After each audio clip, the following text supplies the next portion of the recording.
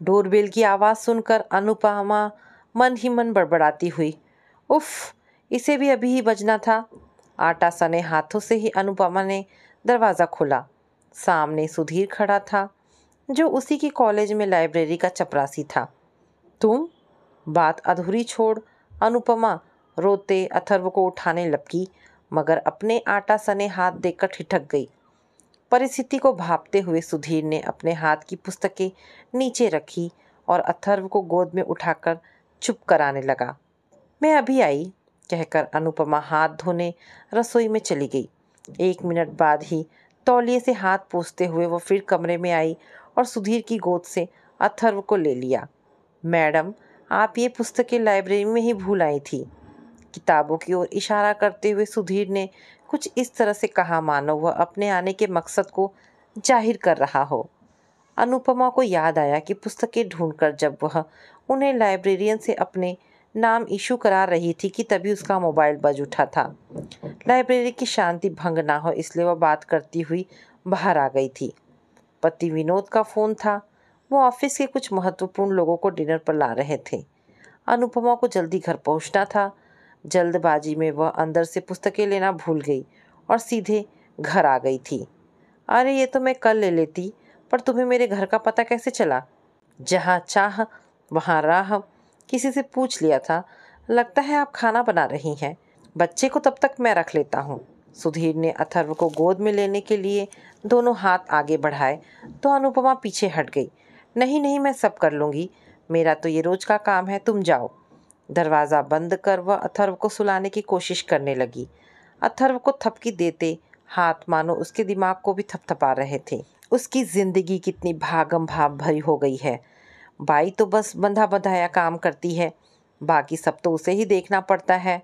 सुबह जल्दी उठकर लंच पैक कर विनोद को ऑफिस रवाना करना, अथर्व को संभालना, खुद तैयार होना, अथर्व को रास्ते में डे केयर छोड़ना, कॉलेज पहुंचना, लौटते समय अथर्व को लेना, घर पहुंचकर सुबह की बिखरी गृहस्थी समेटना और उबासियां लेते हुए विनोद का इंतज़ार करना। थके हारे विनोद रात को कभी 10 तो कभी 11 बजे लौटते, कभी खाए और कभी बिना खाए ही सो जाते। अनुपमा जानती थी प्राइवेट नौकरी में सैलरी ज़्यादा होता है तो काम भी कस कर लिया जाता है।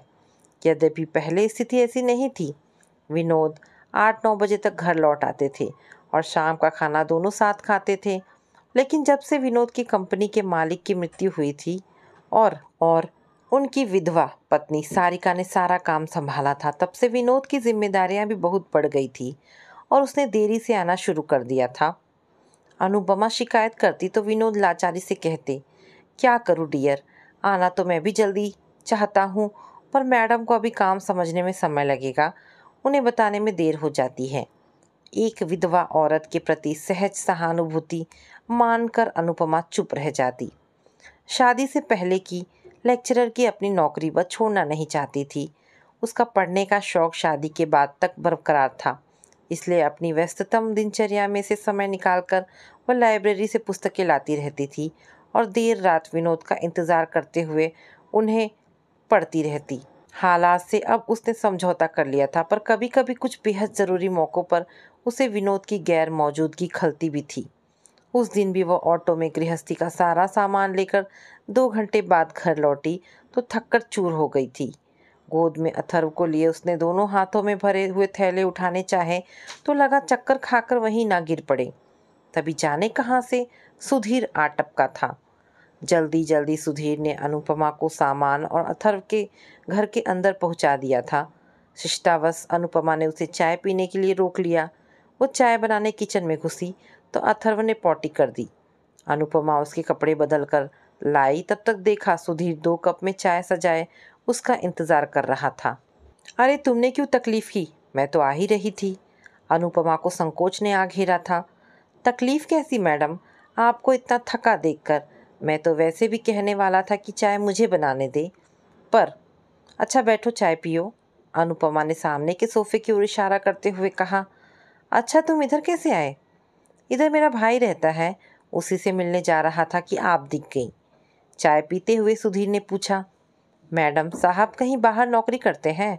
अरे नहीं, इसी शहर में है, पर ऑफिस में बहुत व्यस्त रहते हैं, इसलिए घर देर से आते हैं। सब कुछ मुझे ही देखना पड़ता है। अनुपमा कह तो गई, पर फिर बात बदलते हुए बोली, तुम्हारे घर में कौन कौन है? माँ पिताजी हैं जो गांव में रहते हैं। शादी अभी नहीं हुई है। थोड़ा पढ़ा लिखा हूँ, इसलिए शहर आकर नौकरी करने लगा। पढ़ने लिखने का शौक है, इसलिए पुराने मालिक ने यहाँ लाइब्रेरी में लगवा दिया। कहते हुए सुधीर उठ खड़ा हुआ। अनुपमा उसे छोड़ने बाहर आई। उसे वापस उसी दिशा में जाते देख अनुपमा ने टोका, तो अपने भाई के यहाँ जाने वाले थे ना? हाँ हाँ, पर आज यहीं बहुत देर हो गई है, फिर कभी चला जाऊंगा। उसका रहस्यमय व्यवहार अनुपमा की समझ में नहीं आ रहा था। उसे तो यह भी शक होने लगा था कि वह अपने भाई से नहीं बल्कि उसी से मिलने आया था। रात को अनुपमा ने विनोद को सुधीर के बारे में सब कुछ बता दिया। भाई कमाल है, विनोद बोले। एक तो बेचारा तुम्हारी इतनी मदद कर रहा है और तुम हो कि उसी पर शक कर रही हो। खुद ही तो कहती रहती हो कि मैं गृहस्थी और अथर्व को अकेले ही संभालते संभालते थक जाती हूँ, कोई हेल्पिंग हैंड नहीं है।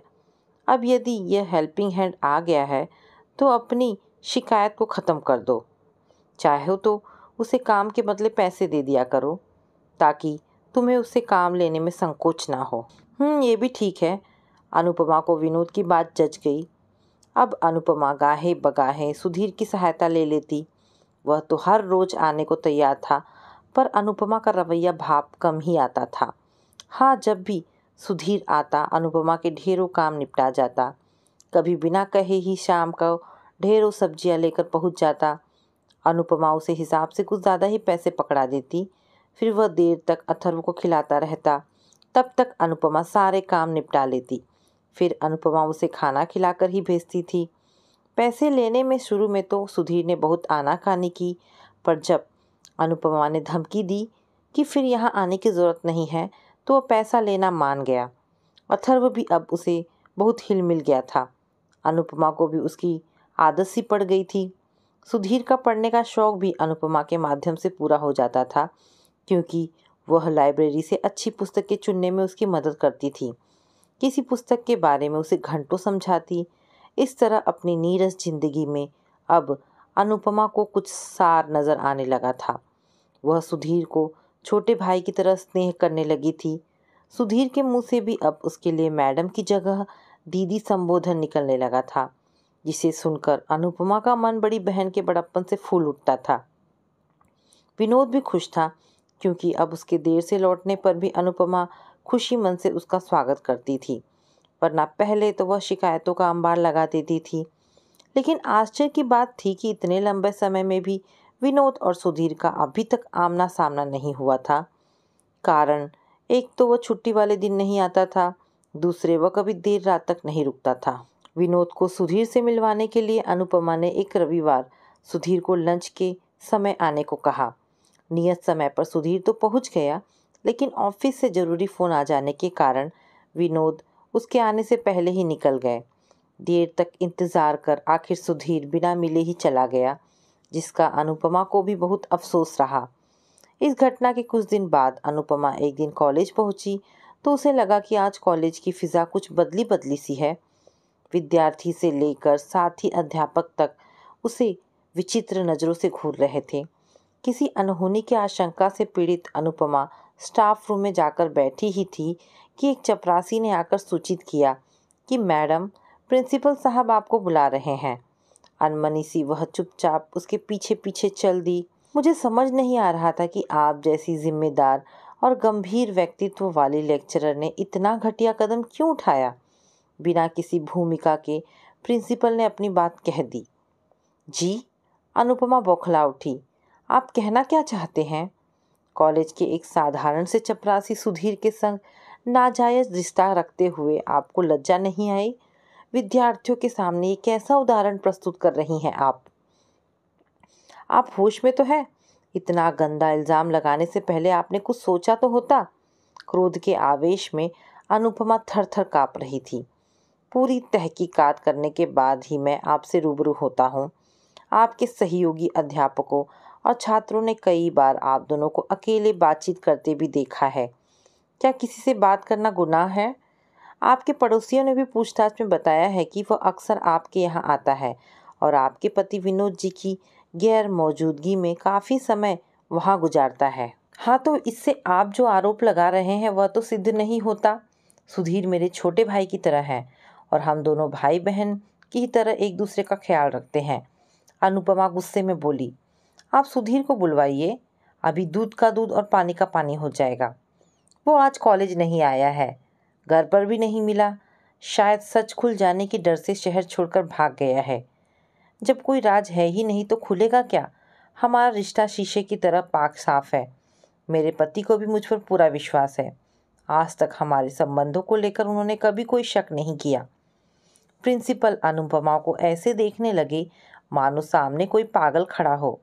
क्या आप जानती नहीं कि आप पर चरित्रहीन होने का आरोप आपके पति विनोद जी ने ही लगाया है? क्या?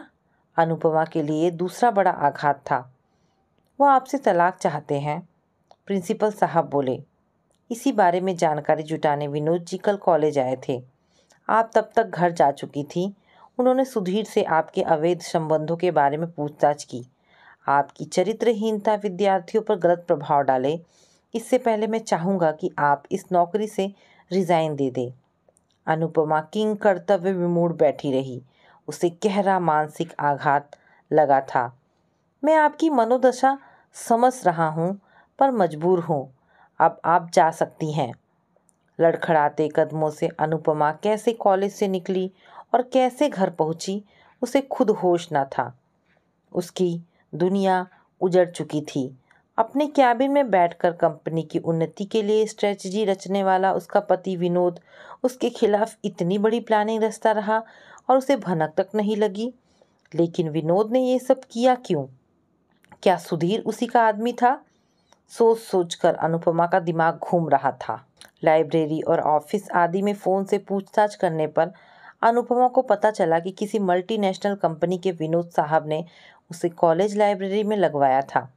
अनुपमा का अगला दिन भी आंसू बहाने और तहकीकात करने में बीत गया। ना सुधीर मिला और ना विनोद ही घर लौटे। विनोद के मोबाइल पर घंटी जाती रही और फिर फ़ोन कट गया। अनुपमा की भूख प्यास गायब हो चुकी थी। आंखों से नींद उड़ चुकी थी। वह छत की ओर टकटकी लगाए लेटी थी। तभी दरवाजे पर ठक ठक हुई। जरूर विनोद होंगे सोचकर अनुपमा ने लपक कर दरवाज़ा खोला, लेकिन सामने सुधीर को देख वह एक बारगी हैरान रह गई। फिर उसका कॉलर पकड़कर 2-3 थप्पड़ जमा दिए। आस्तीन के सांप, मेरी ज़िंदगी बर्बाद कर देने के बाद अब यहाँ क्या लेने आए हो? दीदी, वो खबरदार जो अपनी गंदी जबान से मुझे दीदी कहा। दीदी प्लीज़ मेरी बात तो सुनिए।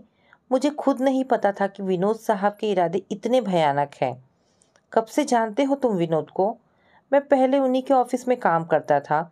उनके बारे में बहुत ज़्यादा तो नहीं जानता था, बस इतना पता था कि मालिक की मौत के बाद अब साहब ही कंपनी के कर्ता धर्ता हैं।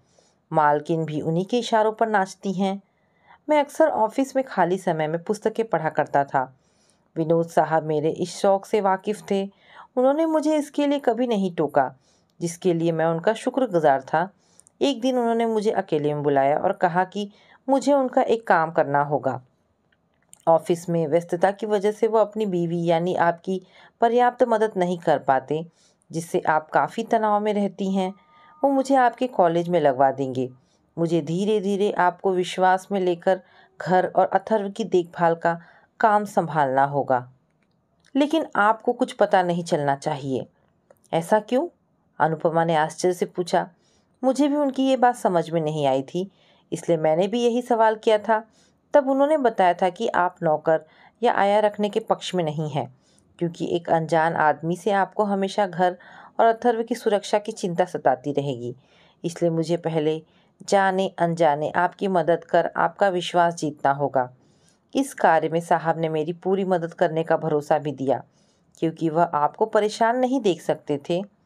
उस दिन रविवार के दिन जब आपने मुझे लंच पर साहब से मिलवाने की बात कही थी, तो मुझे लगा शायद आज साहब आपके सामने अपने सरप्राइज़ का खुलासा करेंगे, लेकिन वह तो मेरे आने से पहले ही चले गए थे। सरप्राइज़ तो उन्होंने मुझे कल बुला कर दिया। वह कंपनी की विधवा मालकिन सारिका से शादी रचाकर कंपनी के अकेला मालिक बनना चाहते हैं, लेकिन इसके लिए उन्हें पहले आपसे तलाक लेना होगा और इसके लिए उनके पास आपके खिलाफ ठोस सबूत होने चाहिए। आप पर चरित्रहीनता का लांछन लगाने के लिए उन्होंने मुझे मोहरा बनाया। मैं तो ये कर उनके इशारों पर चलता रहा कि एक नेक काम में मैं उनकी सहायता कर रहा हूँ, पर छी, थू है ऐसे आदमी पर जो पैसे के लालच में इतना गिर गया है कि अपनी पत्नी के चरित्र पर ही कीचड़ उछाल रहा है। लेकिन उन्होंने तुम्हें कल क्यों बुलाया? वो नीच आदमी चाहता है कि सच्चाई जानने के बाद भी मैं उसके इशारों पर काम करूं। उसने 1 लाख रुपए निकालकर मेरे सामने रख दिए और कहा कि वह और भी देने को तैयार है, लेकिन मुझे अदालत में उसकी हाँ में हाँ मिलानी होगी। बयान देना होगा कि आप चरित्रहीन हैं और आप मेरे संग। शर्म से सुधीर ने गर्दन झुका ली। तो अब तुम क्या? अनुपमा ने थूक गटकते हुए बात अधूरी छोड़ दी। मेरा चरित्र उस नीच आदमी के चरित्र जितना सस्ता नहीं है दीदी, सुधीर बोला। पैसा होते हुए भी और पैसे के लालच में वह इतना गिर गया है कि अपनी सीता जैसी पत्नी के चरित्र का सौदा करने लगा। ऐसा पैसा पाकर भी मैं क्या करूँगा जिससे इंसान इंसान ना रहे, शैतान बन जाए।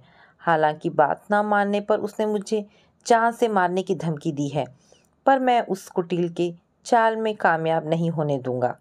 इसके लिए चाहे मुझे अपनी जान ही क्यों ना देनी पड़े। तुम्हें अपनी जान देने की ज़रूरत नहीं है भाई, अनुपमा भावुक स्वर में बोली।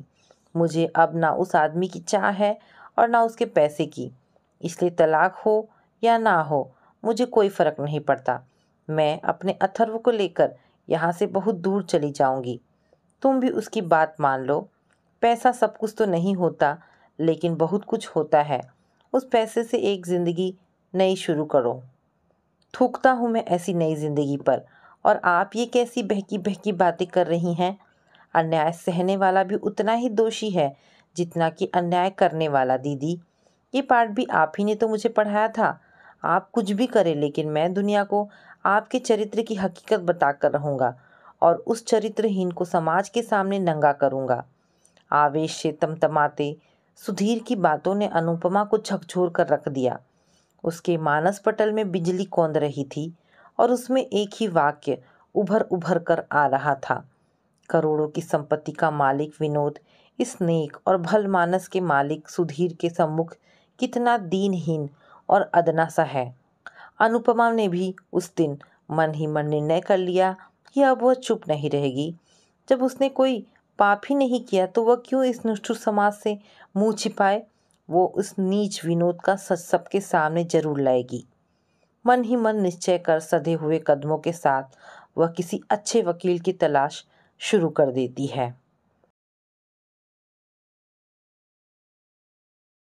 आज मीरा किचन में भरवा शिमला मिर्च और मसूर की दाल बनाने की तैयारी कर रही थी। भरवा शिमला मिर्च उसके बेटे नमन को बहुत पसंद थी और मसूर की दाल उसकी बहू रितु को बहुत अच्छी लगती थी। इसीलिए रितु के लाख मना करने पर भी वह किचन में आ ही गई। रितु और नमन को अपने एक दोस्त के बेटी की बर्थडे पार्टी में जाना था और उसके लिए तोहफा भी खरीदना था, सो दोनों घर से जल्दी निकल पड़े। जाते जाते रितु बोली, मम्मी जी, आप ज़्यादा काम मत कीजिए, थोड़ा आराम भी कीजिए। मीरा ने मुस्कुराकर सिर हिला दिया और उनके जाते ही दरवाज़ा बंद कर दोबारा अपने काम में लग गई। जल्दी ही उसने सब कुछ बना लिया। मसूर दाल में छौंक भर लगाना बाकी था। कुछ थकान महसूस हुई तो उसने चाय बनाने के लिए पानी उबलने रख दिया। तभी दरवाजे की घंटी बजी। जैसे ही मीरा ने दरवाज़ा खोला, रितु आंधी की तरह घुसी और सीधे अपने बेडरूम में जाकर दरवाज़ा अंदर से बंद कर लिया। मीरा अवाक खड़ी देखती ही रह गई। सिर झुकाए धीमी चाल से चलता नमन भी पीछे पीछे आया। उसका भाव विहीन चेहरा, कुछ भी अंदाज़ा लगाना मुश्किल था। मीरा पिछले महीने ही तो यहाँ आई थी, लेकिन इस दौरान में ही बेटे बहू के बीच चल रही तनातनी का अंदाज़ा उसे कुछ कुछ हो गया था। फिर भी जब तक बेटा अपने मुंह से कुछ ना बताए, उसका बीच में हस्तक्षेप करना ठीक न था। जमाने की बदली हवा वह बहुत देख चुकी थी। फिर भी ना जाने क्यों इस समय उसका मन न माना और वह सोफे पर बैठ सिगरेट फूंक रहे नमन के पास जा बैठी। नमन ने सिगरेट बुझा दी तो मीरा ने पूछा, रितु को क्या हुआ बेटा? कुछ भी नहीं, वह झल्लाकर बोला। कोई नई बात तो नहीं है ना? वह तो मैं देख रही हूँ, इसलिए आज पूछ बैठी। ये रोज रोज की अनबन अच्छी नहीं बेटा। अभी तुम्हारी शादी को समय ही कितना हुआ है। अभी से शादीशुदा जीवन में दरार पड़ जाएगी तो आगे क्या होगा? मीरा बोली। ये सब तो मुझे समझाने के बजाय उसे क्यों नहीं समझाती मम्मी? कहकर नमन उठकर बाहर चला गया। जाते जाते क्रोध में दरवाज़ा भी जोर से ही बंद किया। मीरा परेशान हो उठी कि नमन को क्या होता जा रहा है। बड़ी मुश्किल से तो वे लोग उसकी रुचि के अनुसार लड़की ढूंढ पाए थे।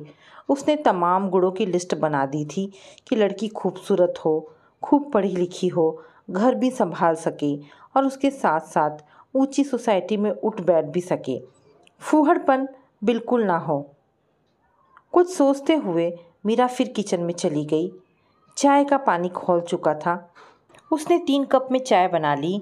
बाथरूम में पानी गिरने की आवाज़ से वह समझ गई थी कि रितु मुँह धो रही होगी, सो उसने आवाज़ लगाई, रितु आओ चाय पी लो। आई मम्मी जी। और रितु मुँह पोंछते पोंछते ही बाहर आ गई। चाय का कप उसे पकड़ाते मीरा ने उसकी सूजी आंखें देखी तो पूछा, क्या हुआ था बेटी? रितु सोचने लगी। पिछले पूरे 1 महीने से मम्मी जी उसके व नमन के झगड़ों में हमेशा खामोशी रही। कभी कभी रितु को गुस्सा भी आता था कि क्या मम्मी जी को नमन से ये कहना नहीं चाहिए कि इस तरह अपनी पत्नी से झगड़ना सही नहीं? बताओ न बेटी, क्या बात है? मीरा का प्यार भरा स्वर दोबारा कानों में गूंजा तो रितु की आंखें छलछला उठी। वो धीरे से बोली, बात सिर्फ ये है कि इन्हें मुझ पर विश्वास नहीं है। ये कैसी बात कर रही हो? मीरा बेचैनी से बोली। पति अपनी पत्नी पर विश्वास ना करे, ये कभी हो सकता है भला? ये आप उनसे क्यों नहीं पूछती, जो भरी पार्टी में किसी दूसरे पुरुष से मुझे बातें करते देखकर ही बौखला उठते हैं और फिर किसी न किसी बहाने से बीच पार्टी से ही मुझे उठाकर ले आते हैं। भले ही मैं आना ना चाहूँ, मैं क्या बच्ची हूँ जो अपना भला बुरा नहीं समझती? मीरा की समझ में बहुत कुछ आ रहा था। तस्वीर का एक रुख साफ हो गया था। अपनी सुंदर पत्नी पर अपना अधिकार जमाए रखने की धुन में पत्नी की अहम से टकरा रहा था। वो प्यार से बोली, अच्छा तुम चाय पियो, ठंडी हो रही है, मैं नमन को समझाऊंगी। ये कहकर मीरा किचन में चली गई। कुकर का ढक्कन खोल दाल छौंकी तो उसकी खुशबू पूरे घर में फैल गई। तभी नमन भी अंदर आया और बिना किसी से कुछ बोले चाय का कप किचन से उठाकर अंदर कमरे में चला गया। रात को जब तीनों खाना खाने बैठे तब भी नमन का मूड ठीक नहीं था। इधर रितु भी अकड़ी हुई थी। वो डब्बे से रोटी निकालकर अपनी व मीरा की प्लेट में तो रखती, लेकिन नमन के आगे डब्बा ही खिसका देती। एक आध बार तो मीरा चुप रही, फिर बोली, बेटी नमन की प्लेट में भी रोटी निकाल कर रखो।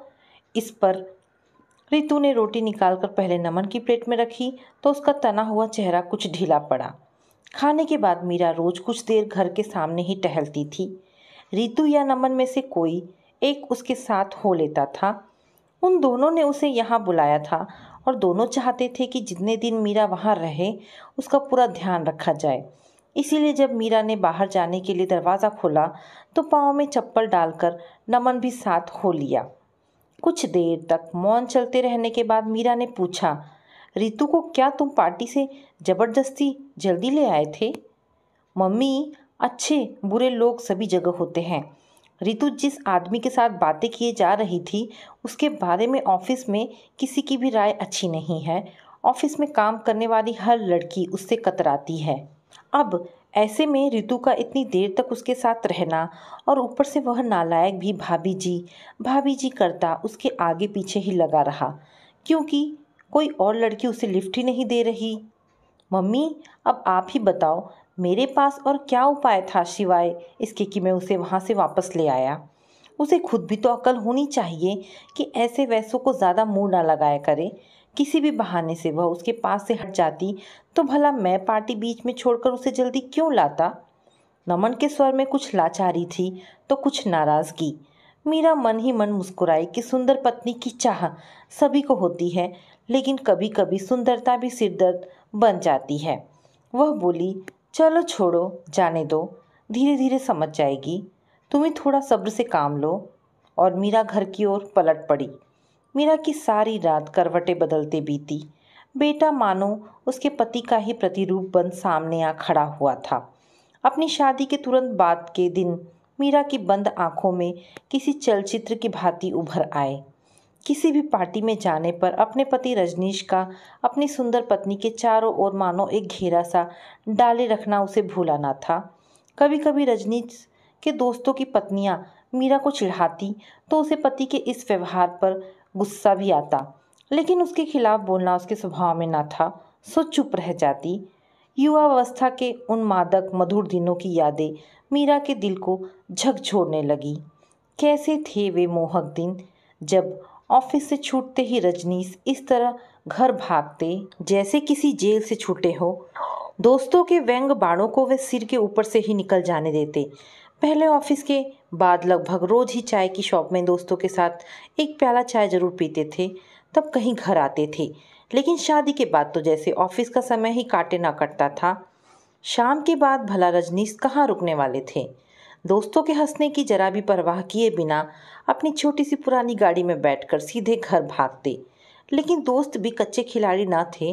कभी कभी दो चार इकट्ठा मिलकर मोर्चा बांध लेते और उनसे पहले ही उनकी गाड़ी के पास आ खड़े होते। तभी कोई कहता, यार बोर हो गए दुकान की चाय पी पी कर, आज तो भाभी जी के हाथ की चाय पीनी है। इससे पहले कि रजनीश हाँ या ना कहे, सबके सब गाड़ी में चढ़कर बैठ जाते। इधर मीरा रोज ही शाम को पति के आने के समय विशेष रूप से बन संवर कर तैयार रहती थी। यह उसकी माँ का दिया मंत्र था कि दिन भर के थके हारे पति की आधी थकान तो पत्नी का मोहक मुस्कुराता चेहरा देखकर ही उतर जाती है। लेकिन जब रजनीश दोस्तों के लिए घर पहुंचता और वे सब उसकी सुंदर सजी धजी पत्नी को भाभी जी कहकर घेर लेते, तो वह अलग थलग कुर्सी पर जा बैठता। दोस्त भी तो कम शरारती न थे, रजनीश के मनोभावों को समझकर भी अनजान बने रहते। उधर मीरा उन सबके सामने बढ़िया सा नाश्ता रखकर कॉफ़ी बनाकर स्नेह से उन्हें खिलाती पिलाती। ये सब देखकर रजनीश और कुड़ जाता। मीरा स्थिति की नजाकत समझती थी और अब वह रजनीश के स्वभाव को अच्छी तरह जान भी चुकी थी, इसलिए वह उसके दोस्तों को जल्दी जल्दी खिला पिला कर विदा करने की कोशिश करती। दोस्तों के जाते ही रजनीश पत्नी पर बरसते, क्या ज़रूरत थी उन सब की इतनी आवभगत करने की। तुम थोड़ा रूखा व्यवहार करोगी तो खुद ही आना छोड़ देंगे, लेकिन तुम तो उनके सामने मक्खन मलाई बन जाती हो। वाहवाही लूटने का शौक जो है। रजनीश की कटुई आलोचना सुनकर मीरा की आंखें भर आती, परंतु उसमें गजब का धैर्य था। वह अच्छी तरह जानती थी कि इस स्थिति में वह उसे कुछ भी समझा नहीं पाएगी। वह चुपचाप रात के खाने की तैयारी में लग जाती, रजनीश की मनपसंद चीज़ें बनाती और फिर भोजन निपटने के बाद रात में जब खुश व संतुष्ट पति की बाहों में होती तो उसे समझाने की कोशिश करते हुए पूछती, अच्छा बताओ तो, क्या तुम सचमुच अपने दोस्तों का यहाँ आना पसंद नहीं करते? मैं तो उनकी खातिरदारी सिर्फ इसलिए करती हूँ कि वे ऑफिस में तुम्हारे साथ काम करते हैं, उनके साथ तुम्हारा दिन भर का उठना बैठना होता है, वरना मुझे उनकी खातिरदारी करने की क्या पड़ी है। यदि तुम्हें ही पसंद नहीं है तो फिर अगली बार से उन्हें केवल चाय पिलाकर ही टरका दूंगी। अरे नहीं नहीं, रजनीश और भी कसकर उसे अपनी बाहों में जकड़ लेते। ये ठीक नहीं होगा। सच तो यह है कि जब वे सब ऑफिस में तुम्हारी इतनी तारीफ करते हैं तो मुझे बहुत अच्छा लगता है, लेकिन क्या करूँ, दिन भर के इंतज़ार के बाद जब शाम को तुम मुझे मिलती हो तो फिर बीच में कोई अड़ंगा मैं सहन नहीं कर सकता। कैसा अड़ंगा भला? उसके सीने में मुँह छुपाए मीरा मीठे स्वर में कहती, मैं तो हमेशा से ही केवल तुम्हारी हूँ, पूरी तरह तुम्हारी। तुम्हारे इन दोस्तों की बचकानी हरकतें तो मेरे लिए तुम्हारे छोटे भाइयों की कमी पूरी करती है। अक्सर सोचती हूँ कि यदि तुम्हारे छोटे भाई होते तो वे यूं ही भाभी भाभी कहकर मुझे घेरे रहते। यही समझो कि तुम्हारे दोस्तों द्वारा मेरे दिल की यही कमी पूरी होती है। चलो फिर ठीक है, अब बुरा नहीं मानूंगा, भूल जाओ सब।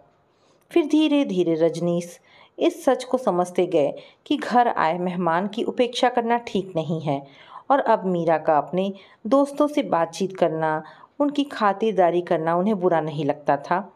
बदलते समय के साथ फिर तो बहुत कुछ बदलता गया। दोनों के जीवन में बच्चों के जन्म से लेकर उनकी शादी तक ना जाने कितने उतार चढ़ाव आए जिन्हें दोनों ने एक साथ झेला। फिर कभी एक पल को भी रजनीश का विश्वास न डगमगाया। मीरा की आंख जब लगी तब शायद सुबह हो चुकी थी, क्योंकि फिर वह सुबह देर तक सोई रही। परंतु उस दिन शनिवार होने के कारण नमन की छुट्टी थी, सो किसी काम की कोई जल्दी न थी। मुंह धोकर जब मीरा किचन में पहुंची तो रितु चाय बना चुकी थी। उसे देखते ही चिंतित सी बोली, आपकी तबीयत तो ठीक है ना मम्मी जी? हाँ, वह तो ठीक है, मीरा ने कहा। रात नींद ही बड़ी देर से आई। सादगी से कही उसकी इस बात पर नमन और रितु दोनों ही सोच में डूब गए। वे दोनों जानते थे कि उनके आपसी झगड़ों से मम्मी जी का दिल दुखी हो उठता है और मुंह से कुछ भी न कहकर वे उस दुख को चुपचाप सह लेती हैं। रितु के हाथ से कप लेकर मीरा खामोशी से चाय पीने लगी। नमन पास आकर बैठते हुए बोला, चलो मम्मी, तुम्हें कहीं घुमा लाते हैं। कहाँ चलना चाहते हो? मीरा ने हल्के से हंसकर पूछा तो नमन और रितु दोनों के चेहरे चमक उठे। चलो मम्मी, किसी अच्छे पार्क में चलते हैं। रितु थर्मस में चाय डालकर ले लेगी और थोड़े सैंडविच भी बना लेगी। क्यों, ठीक है ना? हाँ हाँ कहते हुए रितु ने जब नमन की ओर देखा तो उस नज़र में उन दोनों के बीच हुए समझौते की झलक थी। मीरा का चिंतित मन यह देख खुश हो गया। फरवरी की धूप में गार्डन फूलों से लहलहा रहा था। शनिवार की छुट्टी होने के कारण अपने छोटे बच्चों के साथ लेकर आए बहुत से युवा जोड़े वहां घूम रहे थे। मेरठ शहर के छोटे मकानों में रहने वाले मध्यम वर्गीय परिवारों के बच्चे खुली हवा के लिए तरसते रहते हैं। अब इस समय यहाँ मैदान में बड़ी ही मस्ती से हो हल्ला मचाते एक दूसरे के पीछे भाग रहे थे। बच्चों की इस खुशी का रंग उनके माता पिता के चेहरों पर भी झलक रहा था। मीरा का मन भी यहाँ की रौनक में डूबकर हल्का हो उठा। सबसे बड़ी बात तो ये थी कि नमन और रितु के बीच कल वाली अनबन खत्म हो गई थी और वे दोनों सहज होकर आपस में बातें कर रहे थे। एक तरफ पेड़ की छाया में साफ जगह देखकर रितु ने चटाई बिछा दी। ठंडी ठंडी हवाओं में फूलों की खुशबू घुली थी। मीरा को यह सब बहुत ही लुभा रहा था। चटाई पर बैठी वह मन ही मन सोच रही थी कि आने वाले दिनों में शायद नमन और रितु भी जब यहाँ आएंगे तो नन्हे हाथ उनकी उंगलियां थामे होंगे। ये सोचकर मीरा का दिल एक सुखद एहसास से भीग उठा। अचानक रितु की आवाज़ से उसकी विचार श्रृंखला टूटी। मम्मी जी, ये चाय ले लीजिए। अचानक नमन बोला, रितु वह देखो, उधर अमन और छाया बैठे हैं, चलो मिलकर आते हैं। परंतु रितु बोली, तुम हो आओ, मैं यहाँ मम्मी जी के साथ ही बैठूंगी। ठीक है, कहकर नमन उधर चला गया। मीरा ने एक गहरी नज़र रितु पर डाली, जो घुटनों पर सिर रखे चुप बैठी थी। चाय पीकर गिलास नीचे रखते ही मीरा उसके पास खिसक आई और पूछा, तुम गई क्यों नहीं? शायद उसके ऑफिस का कोई दोस्त है। क्या फ़ायदा मम्मी जी, फिर झगड़ा झंझट करेंगे। अब आप ही बताइए, इनके दोस्त मुझसे बात करे तो क्या मैं अशिष्ट बन जाऊं? उनके साथ हंसकर बात करूं तो ये नाराज़, और ना करूं तो वे लोग बुरा मानेंगे। मैं तो बीच में फंस जाती हूँ ना। अब तो मैं इनके साथ इनकी पार्टियों में जाना भी बंद कर दूंगी, घर पर ही ठीक हूँ। रितु थोड़ा तल्खी से बोली। मीरा कुछ देर उसके सुंदर चेहरे को देखती रही, जहाँ एक आहत सी अहम भावना की परछाई थी। फिर कुछ सोचकर समझाते हुए बोली, नमन तुम्हें बहुत चाहता है, इसी से उसमें तुम्हारे प्रति यह भावना है। पति के दिल की इकलौती मालकिन होना तो बड़े गर्व की बात है। वह तो ठीक है। रितु का चेहरा शर्म से लाल हो गया। परंतु जब औरों को देखती हूँ तो लगता है कि उन्हें इस बात की चिंता ही नहीं कि उनकी पत्नियां कहाँ किससे बात कर रही हैं। तब तो तुम यह भी देखती होगी कि वही लोग कभी कभी शराब के नशे में डूब उनसे गलत व्यवहार भी करते होंगे। ये सब तो कभी कभी चलता है, इन पार्टियों में सभी तरह के लोग होते हैं। तो फिर अब इस बात को समझो कि तुम्हारे साथ किसी का गलत व्यवहार नमन को कभी सहन ना होगा। शादीशुदा जीवन में पति का अंकुश पत्नी पर और पत्नी का अंकुश पति पर होना बहुत ज़रूरी है।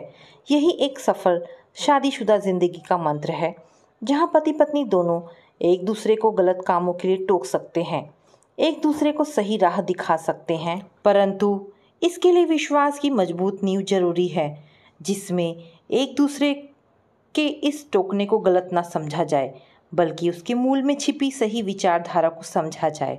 रितु, इस अधिकार को एक का दूसरे पर शासन मत समझो, बल्कि एक ही दूसरे के प्रति अतिशय प्रेम की अभिव्यक्ति समझो। यदि तुम्हें वह हमेशा अपनी नज़रों के सामने रखना चाहता है तो ये तुम्हारा बहुत बड़ा सम्मान है। पति जिस स्त्री का सम्मान करता है उसका सम्मान सारी दुनिया करती है, इसे हमेशा याद रखना। इतना सब कुछ एक सांस में ही कह चुकने के बाद मीरा खामोश हो गई। उसकी बातें बड़े गौर से सुनती रितु के सामने शादीशुदा जीवन का एक नया ही रहस्य खुला था कि आज के इस स्त्री आज़ाद युग में पति का पत्नी पर अपना अधिकार साबित करना कोई अमानवीय काम नहीं, बल्कि उसके अखंड प्रेम का संकेत है। रितु सोचने लगी कि ना जाने उसकी कितनी सहेलियां अकेली घूमती फिरती हैं, अकेली ही पार्टियों में भी जाती हैं, परंतु सच तो ये है कि रितु को उन पर बड़ी दया आती है, क्योंकि अक्सर ही उन्हें किसी न किसी पुरुष के गलत व्यवहार का शिकार होना पड़ता है, जिससे उनको बचाने वाला वहाँ कोई नहीं होता। लेकिन उसके साथ तो उल्टा ही है, किसी की टेढ़ी तो क्या सीधी नज़र भी उस पर पड़े तो पति बर्दाश्त नहीं कर पाता, हमेशा ढाल बनकर खड़ा हो जाता है। इसीलिए तो आज तक कभी किसी पार्टी में उसके साथ गलत व्यवहार करने की किसी की भी हिम्मत नहीं हुई। बुरे से बुरा व्यक्ति भी उसके सामने आकर इज्जत से हाथ जोड़कर उसे भाभी जी ही कहता है। फिर वह खुद भी तो किसी को ऐसे ओछा व्यवहार करने का मौका नहीं देती। परंतु उसकी मर्यादा का सजग प्रहरी तो नमन ही है ना, उसका अपना नमन, जो इन पार्टियों में हर समय साई की तरह उसके साथ रहता है। अक्सर उसके दोस्त हंसते भी हैं और कहते भी हैं बीवी को कभी अकेला छोड़ता ही नहीं है, परंतु नमन उनके हंसने या मजाक बनाने की कतई परवाह नहीं करता। ये विचार मन में आते ही रितु को अपने नमन पर बहुत प्यार आया।